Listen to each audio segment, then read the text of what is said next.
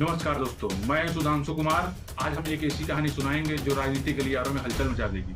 क्या आप जानते हैं कि अरविंद केजरीवाल और आपको हाल के चुनाव में क्यों मिली हार? क्या ये सिर्फ चूक थी या फिर कुछ और? इस वीडियो में उन सभी कारकों पर गहराई से नजर डालेंगे जिन्होंने उनकी छवि को धूमिल किया। सीबीआई छापेमारी से लेकिन भ्रष्टाचार के आरोपों तक हर पहलू को हम बड़े स्पष्ट तरीके से समझेंगे। क्या आप जानते हैं कि आपकी शराब नीति से कैसे उठा ली पूरी एक नकारात्मक धारणा, या फिर क्या छोटे दलों ने इरादों को कमजोर किया? तो आइए इस सफर पर चलते हैं जहां हम जानेंगे खतरनाक कारक जो बदल सकते हैं दिल्ली की राजनीति के भविष्य। तो चलिए शुरू करते हैं। सीबीआई और ईडी की छापेमारी ने आपकी ईमानदारी को, छवि को गंभीर संकट में डाल दिया। जब जनता ने देखा कि उनके नेता जांच के घेरे में हैं, तो अविश्वास बढ़ा और यह कार्रवाई न केवल पार्टी के भीतर सदस्यों को डरा रही थी, बल्कि उनके समर्थकों को संदेह उत्पन्न कर रही थी। जब जनता को यह लगा कि पार्टी भ्रष्टाचार के आरोपों से घिरी हुई है, तब पार्टी को बड़ा झटका लगा। क्या यह सिर्फ राजनीति की साजिश थी? आपकी शराब नीति ने कई सवाल उठाए। इसकी पारदर्शिता की कमी से पार्टी की ईमानदार छवि को नुकसान हुआ। शराब नीति के बारे में उठ रहे सवालों ने पुरतः छवि को धूमिल किया है। अरे मेरे घर में भी की वारदात हुई है। मेरे आदमी ने पी के फांसी लगा ली। जवान के जवान खत्म हो गए, वो भी पीने के उस पे आधारित और कुछ नहीं। ऐसा तो कर रहे हैं, हम तो उन्हीं के साथ हैं। हम तो खुला बोलते उन्हीं के। जब अन्य दलों ने इस मुद्दे को उछाला, तो आपने अपनी स्थिति को स्पष्ट करनी पड़ी। इससे पार्टी के कमजोर होना स्वाभाविक था। मनीष की अभी बंदूक रखी, बोले बता जेल जाना है कि बीजेपी? मनीष बोला जेल मंजूर है, बीजेपी। यह नीति जनहित में थी या फिर केवल राजस्व बढ़ाने का प्रयास? विपक्ष की रणनीति ने आपके नेताओं को समझ नहीं पाई। बीजेपी ने आपको वेबसाइटों और सोशल मीडिया के माध्यम से घेरने की योजना।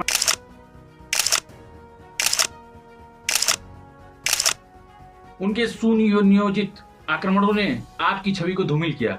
यह रणनीति केवल आपके नेतृत्व को कमजोर कर रही थी, बल्कि इसके समर्थकों के मन में संदेह उत्पन्न कर रही।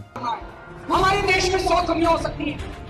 हमारे देश में गरीबी है, हमारे देश में भुखमरी है, हमारे देश में ये नहीं है, हमारे देश में वो नहीं है। कि बीजेपी द्वारा आयोजित सफल प्रचार अभियान ने आपको नकारात्मक प्रभाव में डाल दिया है। क्या यह आपका अंत करेगा? पार्टी के भीतर आंतरिक मतभेद ने आपकी एकजुटता को तोड़कर रख दिया है।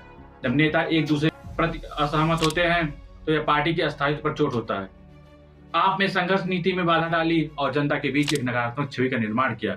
आंतरिक कलह ने चुनावी साख को बनाए रखने के लिए बाधित किया। अरविंद केजरीवाल जी संगठन से मुलाकात करते हैं, पंजाब से मुलाकात। क्या यह मतभेद आपके लिए घातक साबित हुई? कई मौके पर केजरीवाल के नेतृत्व पर सवाल उठाए गए। उनके निर्णयों पर देरी और दिशा की कमी समर्थकों को निराश किया। जब महत्वपूर्ण मुद्दों पर त्वरित निर्णय की आवश्यकता थी, तब उन्होंने चुप्पी की स्थिति में खराब किया। नेतृत्व की यह कमी ने केवल पार्टी की दृष्टिकोण को कमजोर कर रही थी, बल्कि पार्टी की प्राथमिकता को प्रभावित कर रही थी। क्या यह सही नेतृत्व की कमी उनके पतन का मुख्य कारण है? आप लोग जरूर बताइएगा। आपकी प्रभावशाली पकड़ केवल दिल्ली और पंजाब तक सीमित रह गई। राष्ट्रीय मुद्दों पर उनकी अनुपस्थिति ने गंभीर सवाल उठाए, जबकि अन्य पार्टियां उनके समर्थन को मजबूत कर रही थी और आपकी धुंधली होती जाती थी। पार्टी को पहचान को बदलने की आवश्यकता थी ताकि वे अन्य राज्यों पर प्रभावी बन सके। क्या यह आपको अपनी राजनीति की बदलने की आवश्यकता है? आप लोग कमेंट में जरूर बताएं। भ्रष्टाचार के आरोपों ने आपकी ईमानदारी को गंभीर चोट पहुंचाई। जनता ने सवाल उठाया, क्या पार्टी जो भ्रष्टाचार के खिलाफ लड़ाई नारा लगाती है, वही खुद भ्रष्टाचार में संतृप्त होकर भ्रष्टाचार कर रही है? जब आम जनता इस खबरें सुनते हैं, तो उनके वोटिंग पैटर्न पर प्रभावित होता है। इनसे केवल पार्टी विश्वसनीयता में कमी आई, बल्कि उनके विश्वास जो संरचना थी भी थम गई।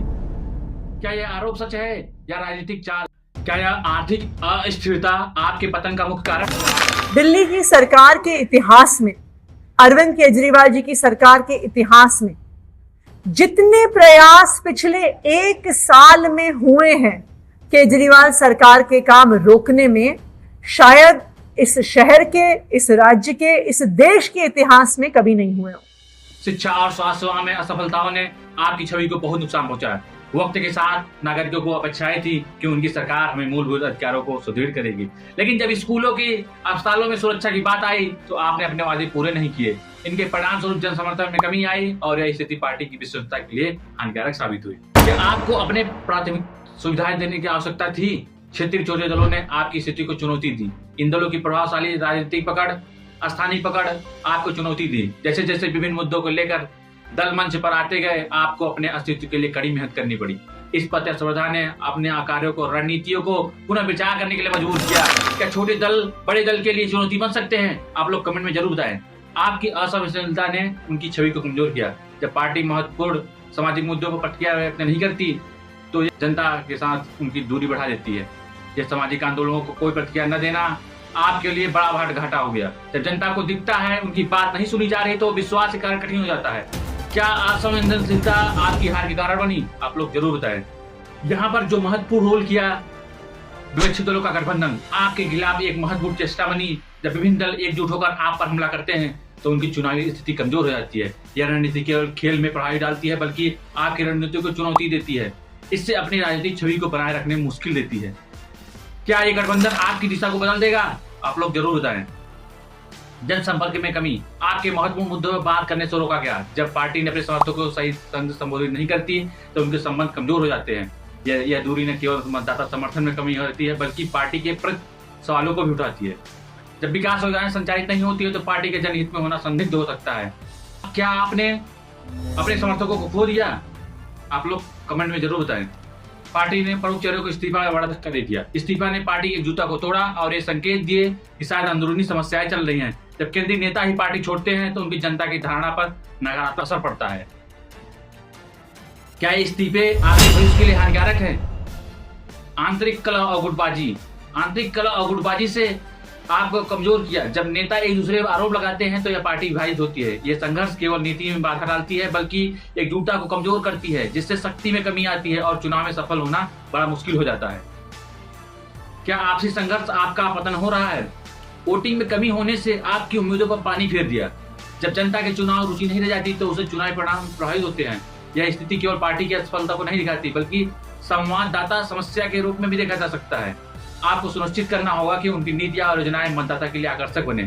जब नीतियां मतदाता के लिए आकर्षक होती हैं तो वो वोट करता है। जनहित याचिकाओं और अदालती उलझनों ने पार्टी के संसाधनों को बर्बाद कर दिया। ये कानूनी मामलों में अधिक ध्यान केंद्रित करने के लिए मजबूर करती है, जिससे वे अपने विकास कार्यों पर ध्यान नहीं दे पाते। इस स्थिति ने पार्टी की प्रभावशीलता को कमजोर किया।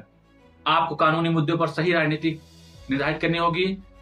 क्या इन्हें दूर करने के लिए आपको नई रणनीति अपनानी चाहिए? लंबी अवधि तक चलने वाली परियोजनाएं अधूरी रह गई। जब जनता ने देखा उनकी उम्मीदों के मुताबिक कार्य नहीं हो रहा है तो निराशा बढ़ी और इन अधूरे कार्यों से आपकी छवि को नकारात्मक प्रभावित किया। क्या यह समर्थन या नुकसान आपको पहचान दिला पाएगा? नई और अभिनव पहलों की कमी से पार्टी की उदासीनता को जताया गया।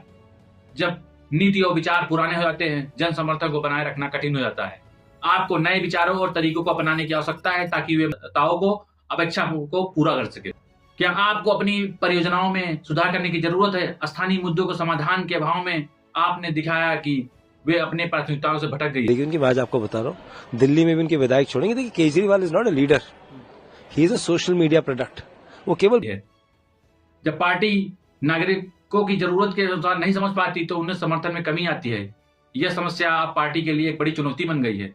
क्या आपने स्थानीय मुद्दों को नजरअंदाज कर रही है? विपक्षी नेताओं की गिरफ्तारियां आपकी छवि को धूमिल करने के कारण बनी। ये गिरफ्तारियां न केवल विरोधियों के लिए चुनौती है बल्कि आपकी स्वयं के लिए चुनौती है, जो कि राजनीतिक स्थिति को प्रभावित करती है। यह सत्ता का नया चरण है। क्या ये गिरफ्तारियां आपके लिए भविष्य में खतरा बनेंगी? जब सहयोगी दल एकजुट नहीं रहते तो पार्टी की गतिविधि को ठोकर लगती है। अब इस अस्थिरता ने पार्टी के लिए एक गंभीर संकट उत्पन्न किया है। आपको अपने नेतृत्व को मजबूत करने के लिए आवश्यकता है जिससे आगे वो चुनाव को जीत सके। देखिए, ये गुटबाजी के सीधे संकेत हैं। 10-10 की टुकड़ी में गुट मिल रहे हैं क्योंकि ये डिसाइड नहीं कर पा रहे आपस में। इनसे जब पार्टी बड़े मुद्दों को चिंगारी देने में विफल रहती है तो उसकी राजनीतिक पहचान को धूमिल कर देता है। आपको अपने अधिक सक्रिय भूमिका निभाने की आवश्यकता है जिससे वो आगे चुनाव को बहुत अच्छे तरीके से हैंडल कर पाए। क्या आपको अपने आंदोलनों को फिर से जीवित करने की आवश्यकता है? आप लोग कमेंट में जरूर बताएं। रहता था, अब तो खत्म हो गया। मैंने दिल्ली में अरविंद केजरीवाल के भाषण सुने तो लोग मान गए। वो कहता था, भाइयों बहनों, इन सब लोगों को आजमाया, अब मुझे देखिए। उसने शीला दीक्षित को हराया, मुख्यमंत्री को। तो वहाँ पे क्या सुधार क्या मिले? चलो सुधार हर बारे में सुधार है। बिजली में सुधार और क्या नाम के जल में सुधार, पानी में मतलब ये सब सुधार है। अच्छा, शिक्षा स्वास्थ्य शिक्षा पर भी अच्छा विशेष किया है। स्वास्थ्य सेवाएं कैसी लगी वहाँ की? स्वास्थ्य बढ़िया सेवा है। तो दोस्तों, ये है अरविंद केजरीवाल की उनकी पार्टी आपकी हार के प्रमुख कारण। क्या ये सभी कारण सच में पार्टी के भविष्य में प्रभावित करेंगे? आपकी क्या राय है? नीचे कमेंट में जरूर बताएं। यदि आपको जानकारी पसंद आई हो तो हमसे जरूर जुड़ें। धन्यवाद, नमस्कार।